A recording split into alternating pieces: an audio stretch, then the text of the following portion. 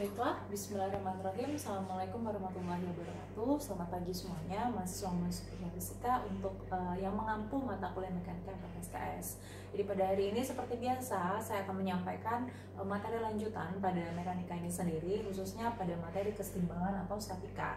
Jadi materi ini merupakan materi lanjutan dari dinamika, khususnya untuk di hukum Newton ya. Lalu sudah belajar bagaimana adanya gerak translasi itu di GLBB, kemudian kita sudah belajar tentang gerak melingkar ataupun gerak rotasi.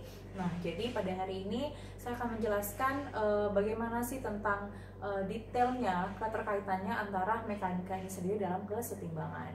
Jadi tentunya kalian sudah mempelajari ini pada waktu SMA sekolah menengah atas di kelas 11.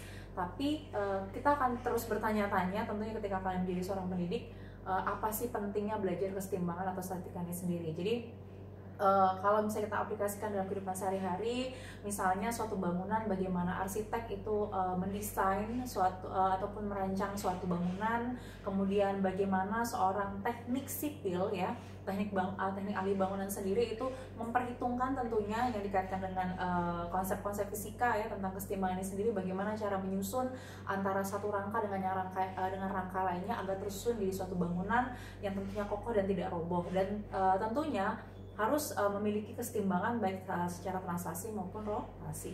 Jadi pada hari ini akan saya jelaskan secara mendetail dan akan saya juga berikan beberapa contoh soal keterkaitan pada kesetimbangan atau statika. Jadi kalau misalnya dilihat nih dari papan yang sudah saya tuliskan bahwa ada beberapa syarat dari kesetimbangan itu sendiri. Yang pertama, tentunya tidak bergeser. Jadi suatu bangunan yang baik, yang aman ya tentunya berdasarkan aturan-aturan mengenai bagaimana cara membangun suatu bangunan yang baik itu tentunya yang tidak bergeser ya, atau mengalami kesetimbangan translasi. Jadi kita katakan bahwa yang namanya translasi itu biasanya melibatkan ada dua sumbu koordinat, ada sumbu X maupun sumbu Y. Jadi ketentuannya dia harus mengalami hukum 1 Newton, di mana sigma fx sama dengan 0 dan kemudian sigma fy sama dengan 0. Lalu kalau kita lanjutkan pada kondisi selanjutnya, syarat kesetimbangan lainnya adalah tidak berputar. Artinya di suatu bangunan ya, di suatu tiang pancang ataupun rangka-rangkanya itu tidak mengalami rotasi. Otomatis untuk konsepnya sendiri itu dirumuskan secara matematis, sigma tau itu sama dengan 0 itu ya. Jadi ini pun kalian udah paham bahwa sigma tau itu adalah sama dengan F dikali R gitu ya. Kemudian kalau misalnya saya berikan contohnya, bagaimana suatu buku itu kita letakkan di atas suatu meja, ada gaya normal maupun ada gaya berat yang arahnya ke bawah. Lalu kalau misalnya kita pahami W itu kan sudah tahu bahwa massa kali gravitasi. Oh ternyata antara gaya normal dengan gaya berat ini sendiri tidak mempengaruhi sebagai gaya luar, tidak mempengaruhi buku ini untuk bergerak baik secara translasi maupun rotasi gitu ya. Kemudian benda yang awalnya diam atau mengalami gerak lurus beraturan yang kita kenal sebagai kelajuan konstan, tentunya itu kita sebut sebagai kesetimbangan translasi itu ya. Kemudian kalau gaya luar itu tentunya yang tidak menyebabkan bendanya berotasi, itu kita sebut berarti sebagai kesetimbangan rotasi ini sendiri. Jadi inilah beberapa syarat untuk kesetimbangan yang harus kalian pahami. Tentunya kalau misalnya saya contohkan nih, ada gambar yang lain ya. Saya contohkan misalnya gayanya tidak lagi bercerita tentang gaya normal maupun gaya berat gitu. Jadi kalau misalnya ke atas ini ada gaya normal, kemudian ke bawah ada gaya berat gitu ya. Ini harus letaknya di titik beratnya harusnya ya. Kemudian ada gaya F, ada gaya tariknya. Kemudian di sini ada gaya geseknya. Nah, jadi dibilang di atas timbangan saat semua gaya apapun gaya luar ini itu tidak mempengaruhi dari pergerakan balok itu sendiri. Baik dari N, dari W ya. Kemudian juga ada gaya tarik F-nya, kemudian ada gaya geseknya. Jadi antara gaya geseknya itu adalah gaya gesek maksimum yang nilainya itu sama dengan gaya utamanya, gaya tariknya. Jadi otomatis dia dibilang mengalami kesetimbangan atau statika. Nah, lalu kita lanjutkan secara mendetail bagaimana sih tentang kesetimbangan translasi ini sendiri dan aplikasinya. Jadi kalau untuk kesetimbangan translasi,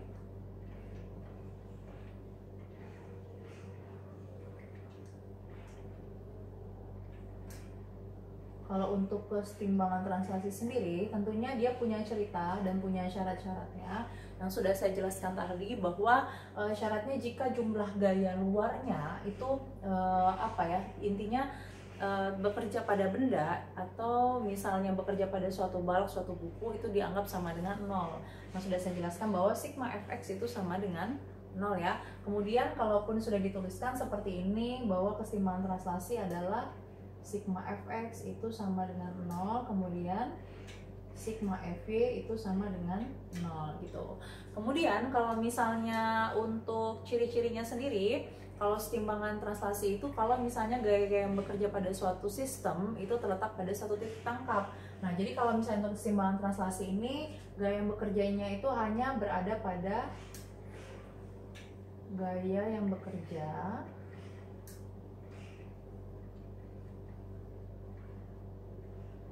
hanya pada satu titik tangkap gitu ya, kalau untuk di translasi.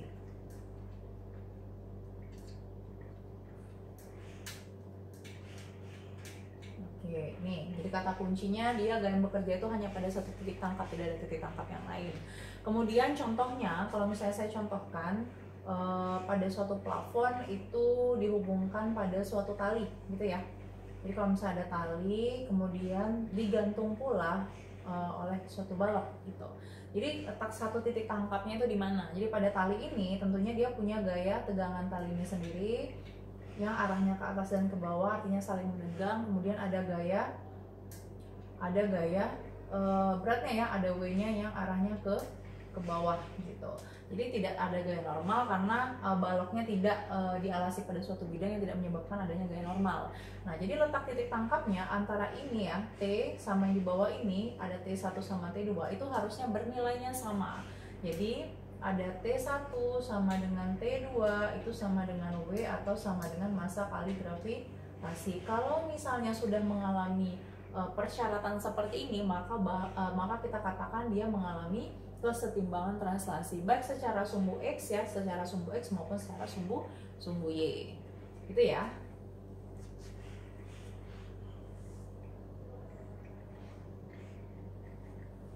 Oke, jadi kalau misalnya kita teruskan tadi tentang kesetimbangan translasi, bahwa sigma fx sama sigma fy artinya bahwa jumlah gaya pada sumbu X, apapun nilai resultannya itu harus bernilai 0, kemudian juga pada sigma fy, apapun jumlah atau nilai resultannya pada sumbu Y itu harus bernilai 0. Nah, jadi konsekuensinya artinya bahwa gaya-gaya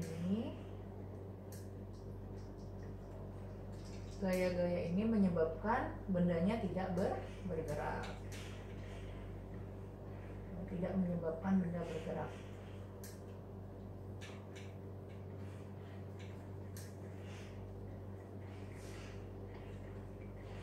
Gitu ya kira-kira. Oke, sekarang kita lanjutkan ini untuk bagian di kesetimbangan rotasi. Jadi kalau misalnya pada kesetimbangan rotasi sendiri, dia persyaratannya bahwa sigma taunya itu harus sama dengan 0, kayak gitu ya. Oke, kita lanjutkan ke kesetimbangan rotasinya ya. Jadi kalau kesetimbangan rotasi bahwa kesepakatannya adalah benda tersebut tidak mengalami perputaran atau berputar atau mengalami kelajuan sudutnya, kelajuan angularnya secara konstan. Jadi kalau misalnya persyaratannya yang pertama, jika jumlah semua torsi atau kita kenal sebagai momen gaya itu yang bekerja terhadap suatu sumbu sembarang maupun X dan Y itu harus bernilai 0. Jadi sigma taunya sama dengan 0 dan sigma F-nya itu juga sama dengan 0, baik di sumbu X maupun sumbu Y. Jadi kalau misalnya saya contohkan, misalnya pada suatu batang itu ada digantungkan dua beban yang nilainya bermassa sama, kemudian juga ini terdapat gaya beratnya ya, ada W-nya ini yang arah panahnya ke bawah, kemudian juga vektornya W1 lagi itu juga arahnya ke bawah.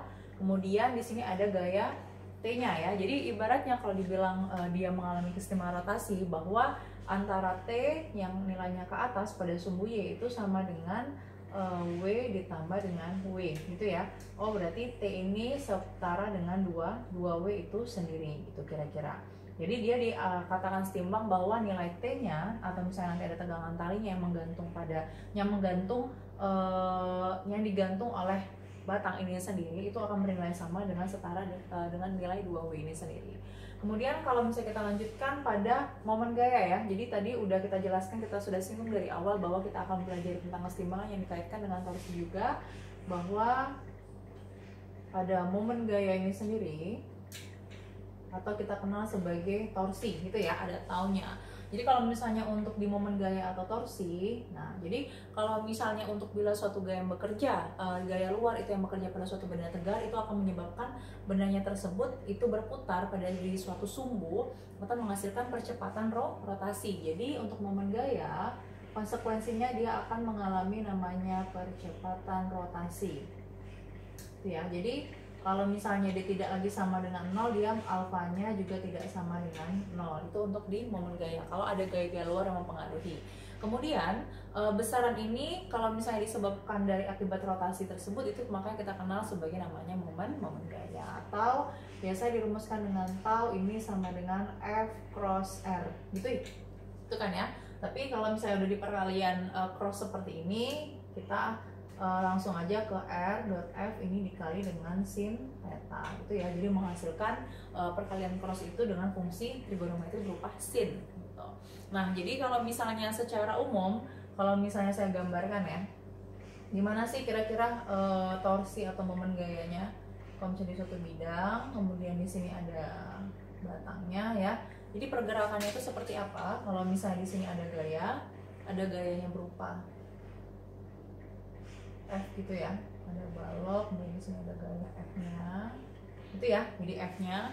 Kemudian di sini kita pahami bahwa ini ada jaraknya ya, jadi ada jaraknya D gitu.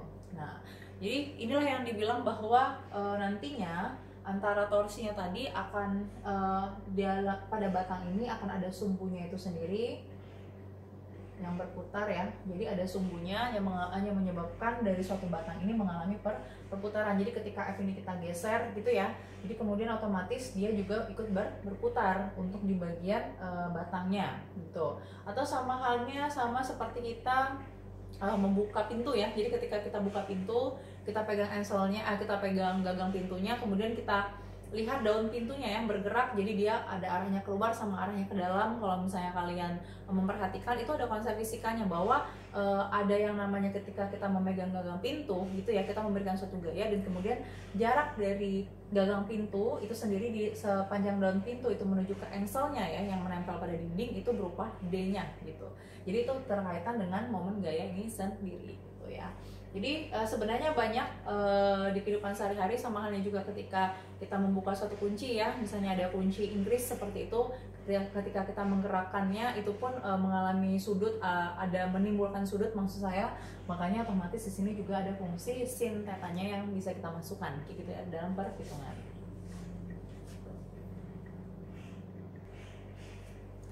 Baiklah, kita lanjutkan ke penyelesaian soal. Jadi di papan tulis sudah saya tuliskan ada 2 penyelesaian soal di sini akan kita bahas bersama-sama. Jadi yang pertama, ini yang paling sering banget.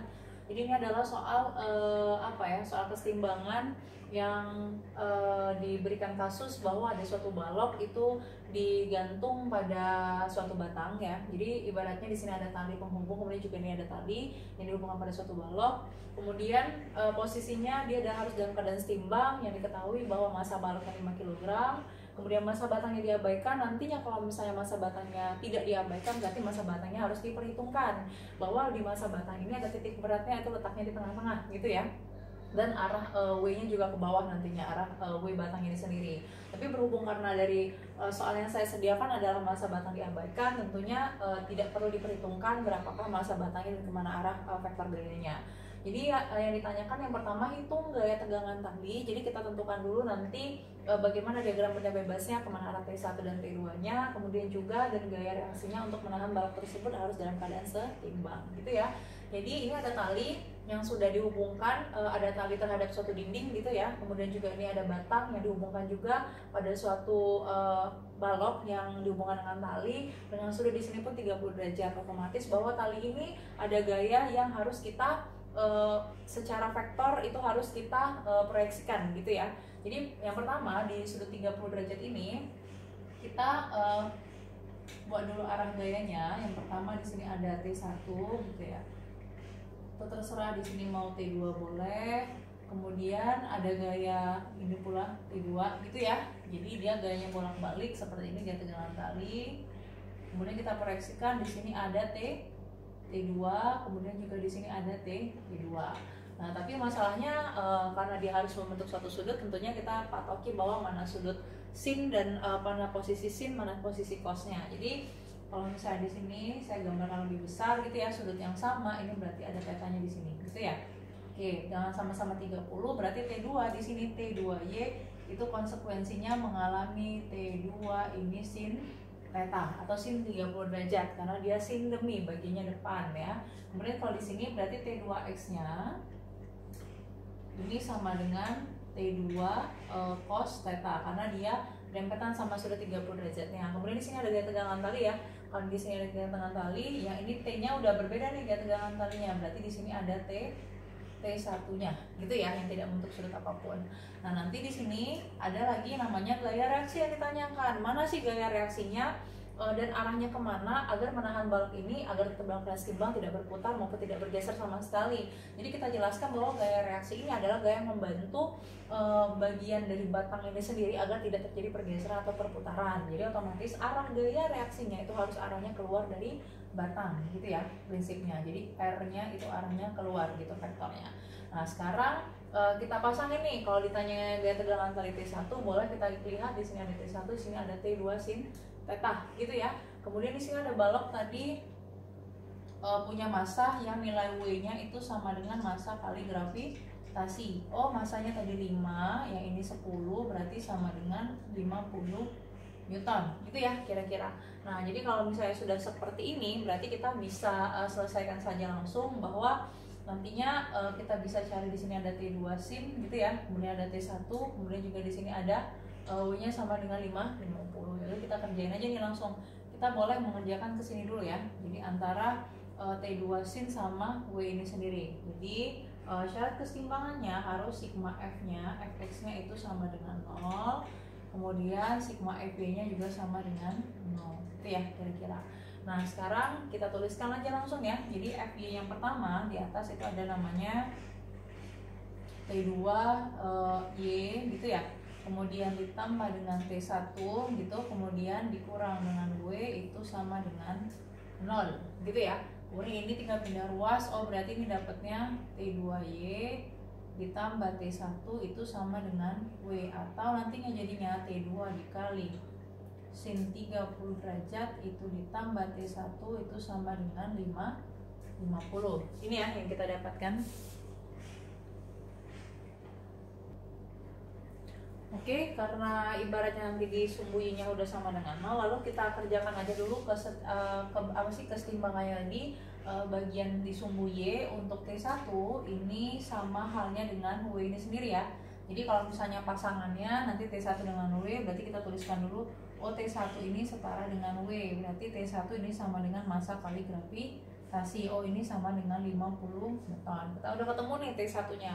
Lalu nanti kalau bisa kita ingin aja ya, kita anulir aja yang bagian di sebelah sini ya.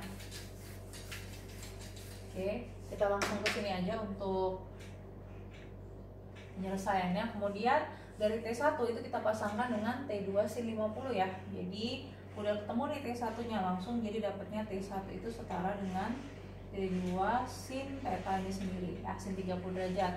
Jadi T1-nya tinggal masukin 50, kemudian ini sama dengan T2, yang ini sin 30 derajat. Oh, udah ketemu nih, berarti 50 sama dengan T2, yang ini sin 30 derajat, itu langsung aja ya. Jadi dapat jawabannya 1/2. Nah, udah selesai, berarti T2-nya ketemu nih langsung. Berarti 2 kali 50 ketemunya 100 Newton. Udah. Jadi udah ketemu untuk yang pertama gaya tegangan talinya di T1 50 Newton, kemudian T2-nya 100 Newton. Lalu kita lanjutkan untuk di sumbu X-nya, karena kita harus mencari gaya reaksinya berapa. Belum selesai sampai sini kita masukin. Di secara sumbu X dia punya gaya ada R sama T2X. Berarti T2X itu dikurang sama R itu sama dengan 0. Berarti T2 ini cos 30 gitu ya, sama dengan R. Lalu kita dapatkan R-nya, T2-nya itu adalah 100 Newton, cos 30 itu setengah akar 3 ya. Jadi kita dapatkan ini jawabannya 50 kali akar 3 ya. Jadi dapatlah R-nya gitu ya. Atau setara dengan 50 dikali dengan ini kalau nggak salah 1,7 ya. Jadi ini ketemu jawabannya sekitar 85 Newton. Berarti gaya reaksi yang digunakan pada sistem ini agar menahan balok maupun batangnya tidak bergeser dan berputar adalah sebesar 85 Newton. Dan gaya tegangan tali masing-masing ada T1 50 Newton, kemudian T1 kita koneksiin dengan T2 senjata karena mereka juga di sini adalah pasangan bukan pasangan reaksi ya, tapi ibaratnya dalam satu sumbu mereka berada gaya ini berada dalam satu sumbu Y menurut saya, jadi tinggal dimasukin aja ada 50 sama dengan T2 sin 30. Kira-kira seperti itu dan mendapatkan nilainya adalah 100 Newton. Itu ya. Kita lanjut sekarang ke contoh soalnya selanjutnya. Oke, kalau untuk kasus yang kedua ini berbeda dengan yang pertama ya. Mungkin yang mirip-mirip dikit karena memang bedanya kalau di sana bentuk sudut dan hubungan tali pun sama di hubungan tali juga, tapi tetap sama, massa batangnya diabaikan dengan catatan bahwa di sini ada dua balok ya, ada dua balok dengan massa yang sebelah kirinya ini kita nggak tahu sama sekali M2-nya berapa, tentunya dipertanyakan, dan kemudian hitung M2 dan gaya reaksinya. Jadi tugas kita pertama adalah ketika posisi batang ini ketika massa diabaikan, kita tidak perlu memikirkan di mana letak titik beratnya ya tentunya. Kemudian juga ini kalau kita lihat bahwa yang bagian posisi M1-nya itu di posisi 40 cm, kemudian M2-nya di posisi 60 cm. Artinya panjang untuk satu batangnya adalah sekitar 1 cm atau 1 meter. Nah, jadi kalau untuk bagian di sini ditanyakan gaya reaksinya, tentunya kita harus tahu dulu kemana arah gaya reaksinya. Jadi kita buat dulu nih ya. Jadi di sini ada R-nya.